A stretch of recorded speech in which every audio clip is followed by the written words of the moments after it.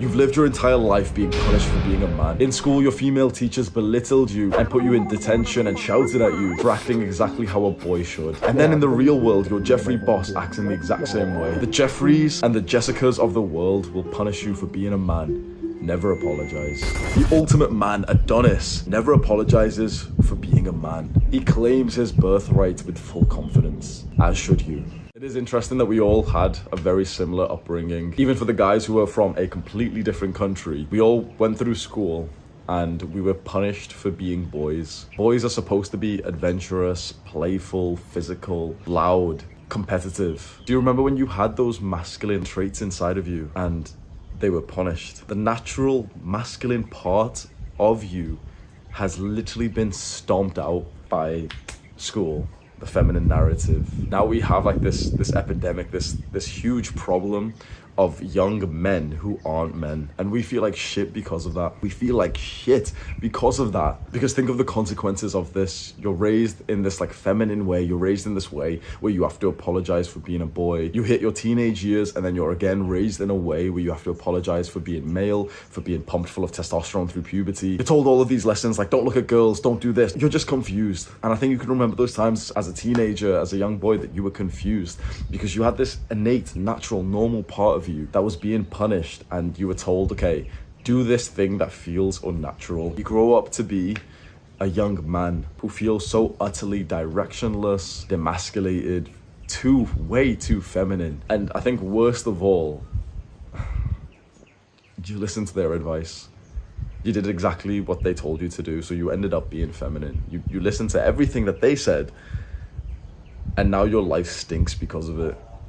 Now you're not happy. Now you're looking at those guys who didn't fail this shit test. You're looking at the guys who passed this test. So imagine from the moment you're born, you're tested. Your masculinity is tested.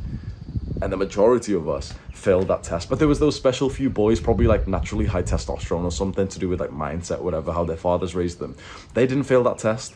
Those boys were told to sit still and they laughed at the teacher. They were told not to swear and then they swore at the teacher. They stayed masculine even amongst the tests of the feminine narrative of school, of the female teachers that we all went through. And then guys like us kind of look towards those like natural men, those like natural chads. And we're jealous. We wish we lived a life like that, but we failed that test. And so now there is a new movement, which I'm very excited to see, which is ours. And it's about young men reclaiming their masculinity, unapologetically reclaiming our masculinity. When you take a step into becoming more of a man, into becoming more masculine, you truly, like if you've made progress in this, you truly know like it feels right. It feels like your chakras, I don't know what the fuck that means, but your chakras are being aligned. It feels like you're now living life how you should. That's very interesting, isn't it? Because one time I journaled and I really asked myself this question. I asked, is trying to become more masculine authentic? There's a phrase which says like, you can't do this if you can do that. So is it authentic to want to become more masculine? Because by wanting to become something that shows that you are not it naturally. But then we also have this argument that we would be more masculine if we weren't conditioned not to be. So perhaps it is actually more natural and more authentic for us to actually try to be something that we're not currently. Does that make sense? So us trying to be more masculine is actually authentic because we would be more masculine naturally if we didn't go through these processes that have like belittled the masculine energy inside of us. I don't spend too much time on social media. I don't think it's good for you. I post and then I get the fuck off the platform. Same with YouTube. There's like one guy that comes to mind on YouTube who I watch. His YouTube channel name is First Man. It's the one guy I watch. And on Instagram, I have a couple of friends who like I follow who I post, and I have like people who I message. But I post my picture on Instagram, then I close the app. And I think that's the best way to be a creator, not a consumer. But having said that, I still end up seeing, you know, like drama, and you see those posts where like, oh, it's like a girl on TikTok and she said this, she said something like mean about guys, and then some guy said something mean about girls, and it's a big mind fuck. But my general understanding of it, which I'm sure that you've probably reached this understanding, is like there is like a modern punishment, a belittling of the masculine. The modern world is forgetting how important masculine energy is. The modern world is forgetting how important men are. They will be rudely awakened to the importance of men when the hard times do hit. I don't really like Fresh and Fit. So Fresh and Fit are kind of like these like red pill alpha male podcasters. I've watched like a bunch of their podcasts, and they are somewhat in my space because, you know, they make videos for young men, and essentially they bring women on, and sometimes like guys, like high value men, and then they just kind of have like a big discussion, and they kind of like make fun of the women, and they say like, no, see, you're a slut, and like, oh, like, but I'm not a slut because the key can open lots of locks, but the locks can't, you know, that type of shit, right?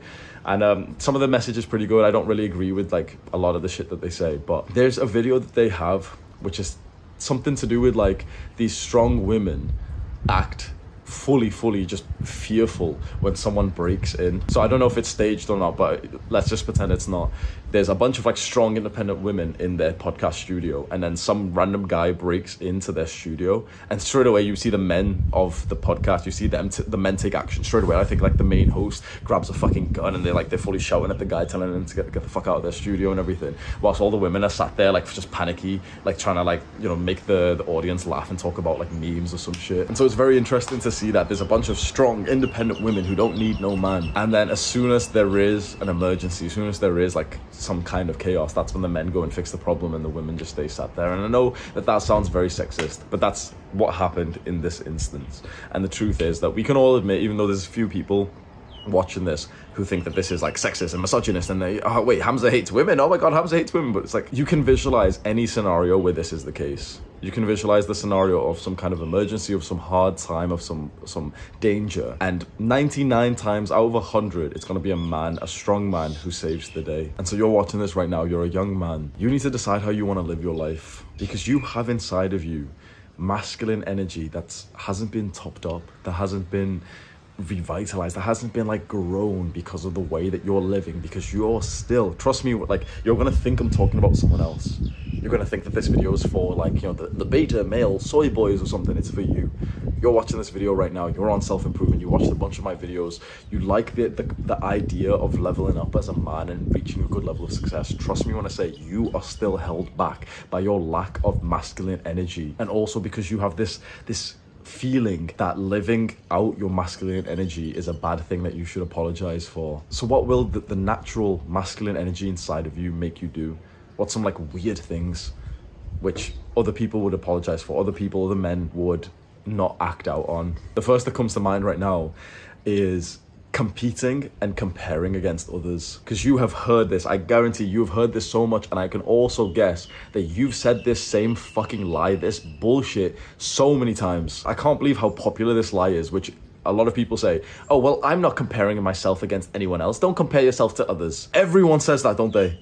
Now you're getting confused because you're like, wait, is Hamza gonna say to compare? Bro, Yes, it's an absolute normal part of masculine man life to compare yourself to the man next to you. It's a completely normal and even healthy thing to do. We compare and we compete against the man who's next to us. But you're belittled if you talk about this. Like, we compare ourselves to other men. We're supposed to. We always have done that, because we need to know where we fit in the social hierarchy. We need to see a guy who's worse than us and have like a feeling of like gratitude that we're doing well. We need to see a guy who's doing better than us and have this feeling of like a little bit of like agitation to think, no, I want to get onto that level. That's completely a normal part of man life. But all I see from every single intellectual person these days is like, oh, don't compete with other people, don't compare yourself to others, I just compete with myself. Shut the fuck up. What fucking race have you ever seen in the Olympics? What race have you ever seen in any kind of sport where it's just one guy comparing against himself? How interesting would that be? Oh, I'm gonna try and like, shut the fuck up. I see this so much.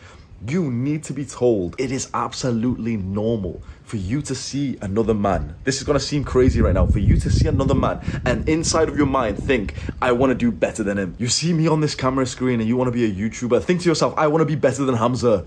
I can get more subscribers than this guy. That's how you need to be living your life. Now, that doesn't mean to be an insulting, offensive person. That doesn't mean to hurt the person that you're competing with. But we are born, men are sculpted through competition. There's a reason why we work hard. Think about the knights and the warriors and the barbarians hundreds, thousands of years ago. There's always like an image in my mind, maybe it's from like some movie or something, but it's like the way that a knight would speak to a lady he's seen, you know, like he's seen like a beautiful, fair maiden or some shit, and he's gotta go over there, like get on one knee and say like, you know, I will do anything for you. And it's like, that's seen as like blue pill cringe these days, isn't it? To say to a woman like, oh, you know, you're so beautiful, like I would commit my life.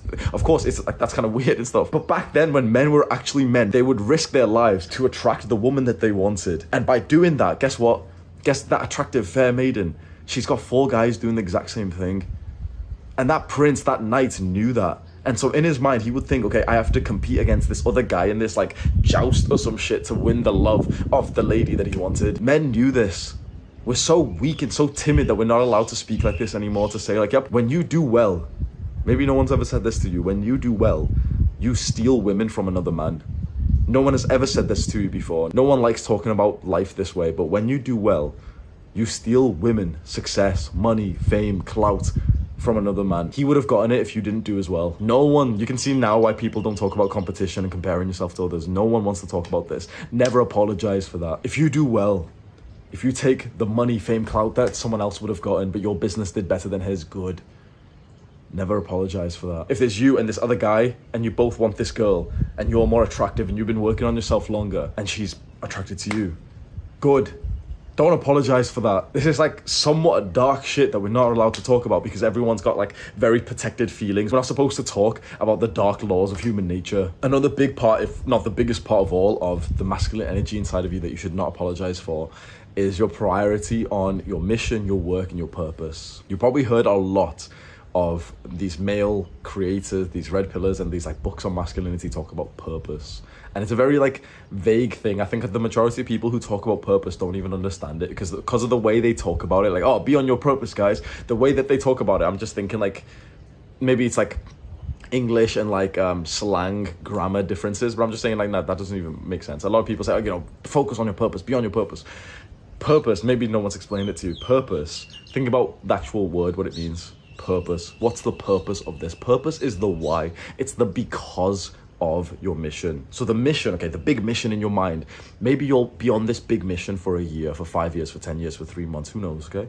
Your mission will feel complete at some point. And the big mission for me, for example, is like, okay, grow this YouTube channel, spread this message to the boys. Maybe the big mission for you can be, oh, right now I'm truly just focused on my fitness because I've really let myself go. Okay, so the big mission is focus on my fitness. Let me get fit. Let me get to 10% body fat. Let me get that aesthetic body tape. But the big mission is to help this young man. Let me lead him. Let me develop him. The big mission is for me to get this degree, to finish my time in the education system. Let me get this degree. And then the big mission will be to like work the job that I've been working so hard and studying so hard for. That's our mission. It's kind of like a big important goal. It's kind of like the thing that you wake up so fucking like agitated for, so ready for. Come on, that's the thing that we're focusing on. Purpose is the why of the mission. My mission is to spread this message of delaying gratification, becoming stronger, becoming more like Adonis, getting onto holistic self-improvement. That's my mission. The purpose, the why, everyone talks about beyond your purpose. It doesn't make sense. My purpose, this is how you'll know that why it makes sense now. My purpose, the reason why this is my mission, the purpose of this is because I have experienced life as a Jeffrey. I lived that total life of pleasure, of comfort, of instant gratification, and it was a fucking horrible existence. And I don't want other men to be stuck there when I have, like, this is gonna sound arrogant as fuck, but I have the answers in my brain. I have the way out of that down bad modern young man's lifestyle of like, overindulging in porn and social media and video games and junk food. I know the way out. That's why I work fucking relentlessly to spread this message. We're posting a video every single day. Sometimes we're posting 2 videos a day because I need this message to be spread out to as many young men as possible. My why, my purpose is because I've experienced that life and I don't want other men to stay stuck there. That purpose fuels the mission, which is, okay, spread my message, make these YouTube videos, write a book, hop onto like Discord calls and coach people there for free. So what's your big mission? What's like the big thing you're working on right now? And then ask, what's the purpose of this? Why am I doing this? Maybe it's because you need to up your finances, you need to make more money because that would be very, very important as a young man. Maybe it's because you hate how you look, so you need to build that body so you get some confidence, you get some respect from other men. What is it?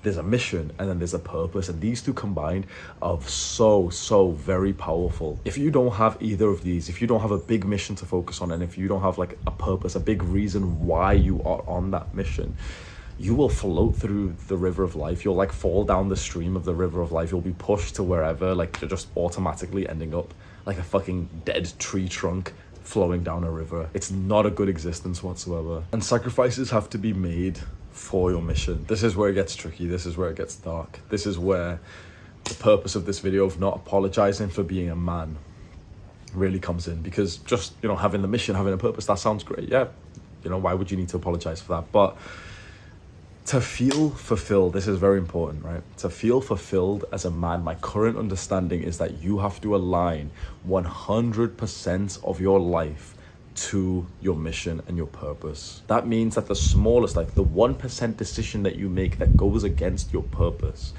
will make you feel less fulfilled and will make you less successful and will get you less respect from men. This is the phrase that I read in the book, The Way of the Superior Man.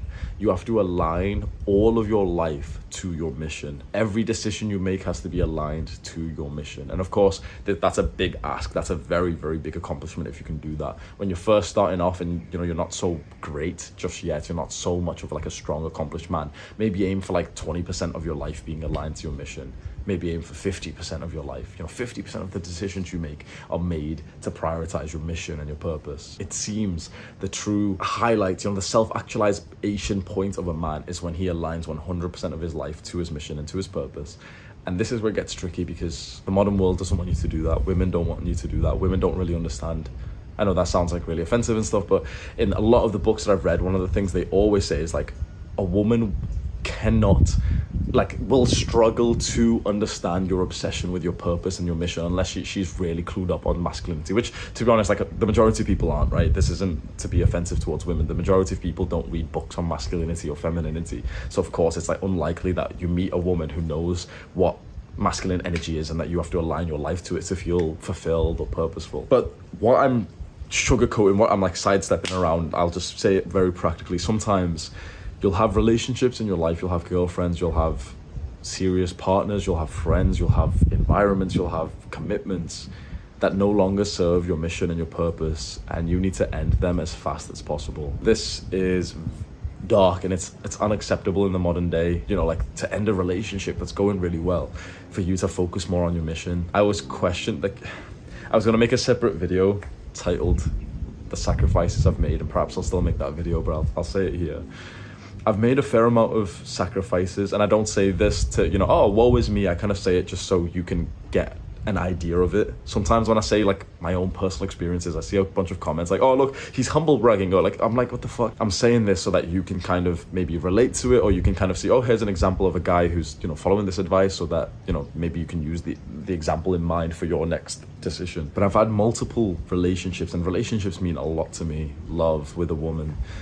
And I've left them. I've broken up with women that I love, and it's happened like 3 times, and somewhat even 4 relationships. Let's say 3, because the odd one, like the 4th one, was a little bit different. But there's been 3 relationships. So the first one that I always speak about, which was that I used to live in like a different city. I lived with my girlfriend. We were together for like 2-3 years.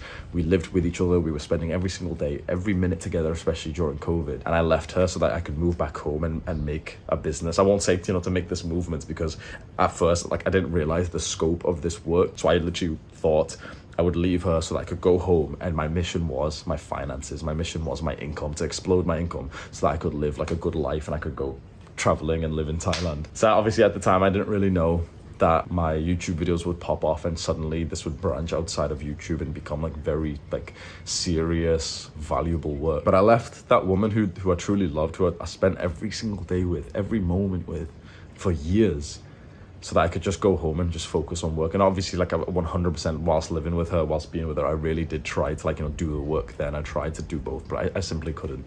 So I left, and that was incredibly heartbreaking. Imagine literally being with a woman in like a loving relationship for 3 years. Imagine moving in together. You're literally together 24/7. You're falling asleep in each other's arms every night for hundreds of nights. You brush your teeth at the exact same time together every single night for hundreds of nights. And just having this thing inside of you that says like, you can't fulfill your mission here. You've got goals. You can't do them here. You need to leave. And I didn't act on that decision for 9 months. I debated that decision.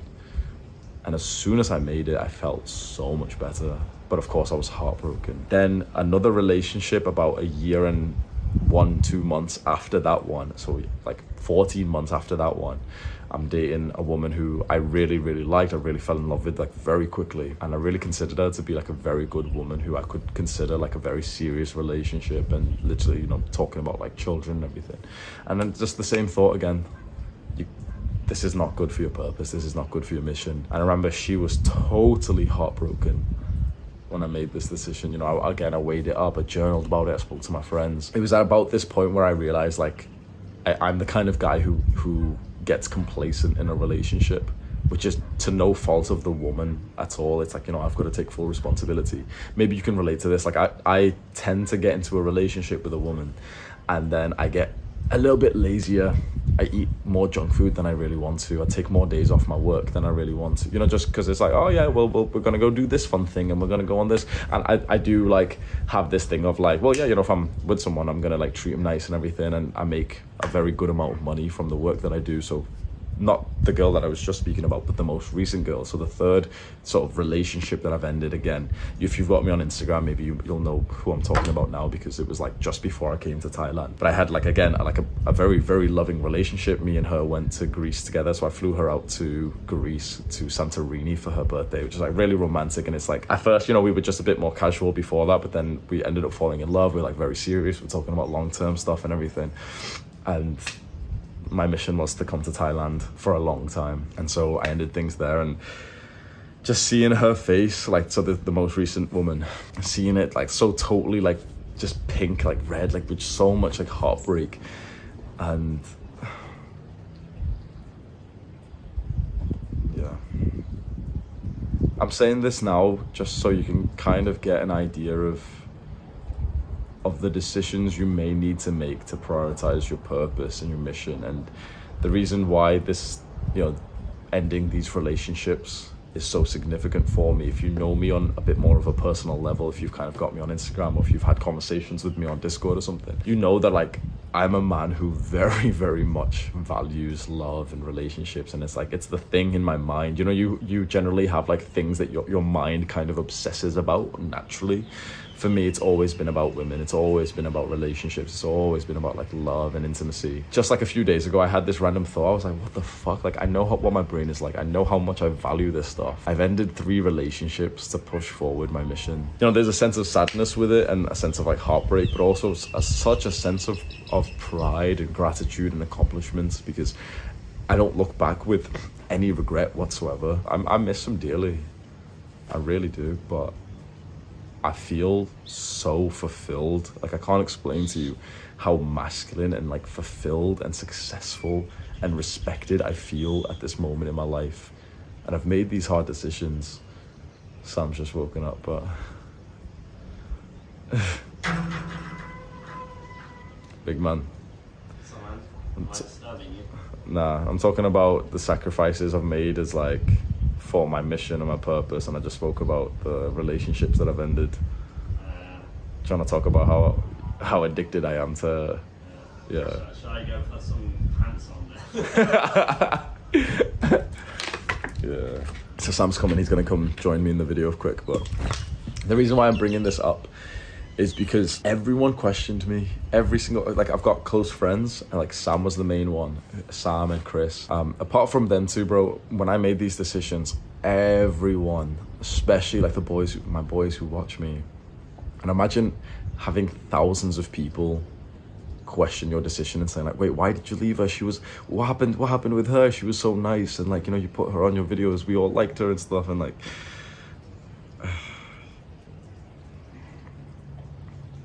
imagine almost like trying to break up with a girl, and she almost like fights for you and doesn't let you, and constantly messaging you, say it. Do you know what I mean? It was a very hard decision, man. Multiple times. Sammy boy. Or squatting. What's going on?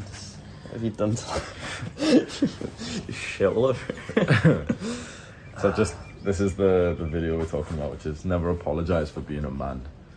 And I'm just talking about this one here, which is the masculine energy inside of you will make you prioritize your purpose, your mission, your work. Sometimes you're gonna have to make sacrifices for that. And so the sacrifices that, like, a significant one in my mind is the women that I've dated, and how hard of a decision that's been for me. And I think you know better than every other person in the world of like the ins and outs of my dating life. Yeah. What's that like? I think like every time you've gotten into a relationship, it's been like really good and like very euphoric for like a month or two. But the pattern I've noticed, I've seen you go through what, like 3 relationships now. The pattern I've noticed is like after 2 months, you start to feel resentful for being in the relationship because it feels like it's actually holding you back from your work and your purpose. And it's not even usually the girl's fault either. Yeah, it's, that's very true. It's me. Yeah, it's literally you. You can't have shit in Detroit.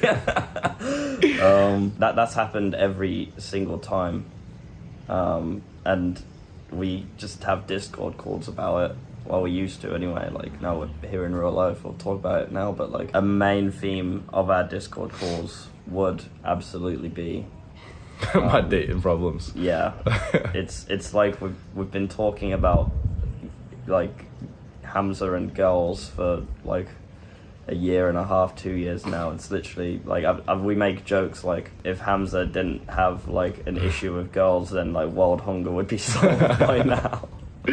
Usually what happens is that I meet a really nice girl and we really get along and we really connect well, and we end up getting like closer and closer, and it's so hype, like it's euphoric, as Sam said. You know, I'm on the call with him telling him, yeah, it's so sick, we just went on this adventure, we did this, it's so good. And then maybe about a month, 2 months in, I get complacent, and like he said, it's not the girl's fault at all, it's totally mine. But even when I don't really get complacent, it's just my brain kind of knows that I'm operating at like less effectiveness and efficiency for my mission and my purpose. From that point, I kind of know like the death of the relationship is imminent. We kind of know it, and we just start debating it. Yeah, it's at that point it's literally like sort of a process and just talking through like just convincing Hamza that she ain't shit. No, it's not even that, but it's more just like acceptance and sort of it's the same sort of conversation every time, really. Do you want to talk about the male advantage thing as well?